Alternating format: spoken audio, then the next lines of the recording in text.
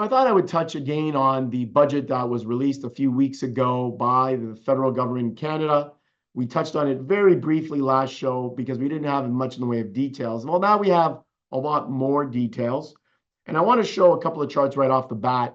The first one, tax fairness for every generation. And it's the first chart we have here. I wanted to show this because you can see what the government is saying, the top part of this chart. Government is saying that capital gains does not make up as much. Wages and other income make up the bulk of what people make. Dividends makes up a small piece, but capital gains is far less than wages and other income. And towards the bottom of this chart, and it's difficult to see here, it basically shows us, the government is telling us that by them increasing taxes on capital gains, and this is the biggest beef that individuals have, whether you're a doctor and incorporating, whether you're a small business, or whether you are someone that has many investments that earn capital gains tax. This is where I guess the difficulty and the anger for some investors and small business owners comes, because the government is saying that the rise in the inclusion rate. So basically, let's say you make $100 capital gains on an investment. Up until June 24th, or currently, 50% or $50 out of that 100 will be taxed at your marginal tax rate, and $50 or 50% will be free and clear in your pocket. Well, going forward, for those that for the year have more than $250,000 of capital gains, you're going to be taxed on capital gains at 67% of that capital gain. So again, you make $100, 67% of that $100 will be taxed at your marginal tax rate versus just 50%. So for those watching today, you're saying 250,000 of gains, that's only for the real wealthy. Well, that may be true. However, all the gains that come up inside of a corporation, inside of a trust, are going to be taxed at the 2/3 rate.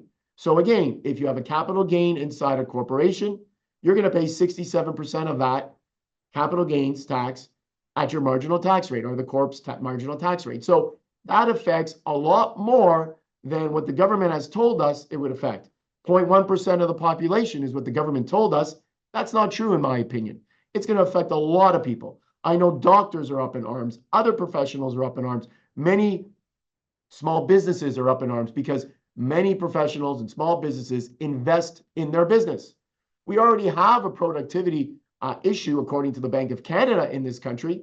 So why would our government increase capital gains tax on individuals or businesses and prevent them from investing more in their business, investing more in the markets, investing more in real estate, investing more in the things that we need people and businesses to invest in to make our country function at a higher productivity rate?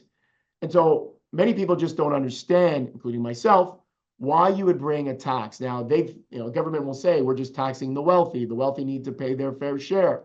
Well, I know, talking to a lot of investors, the wealthy pay their fair share. They're responsible for most of the tax revenue that CRA takes in. So many people are very upset at the increase in the inclusion rate.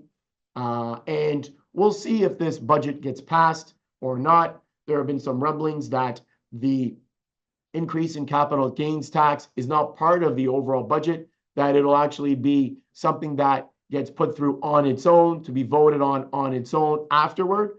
So we'll see what happens. But overall, I guess my commentary on the budget is there are a lot of upset people about the increase in inclusion rate.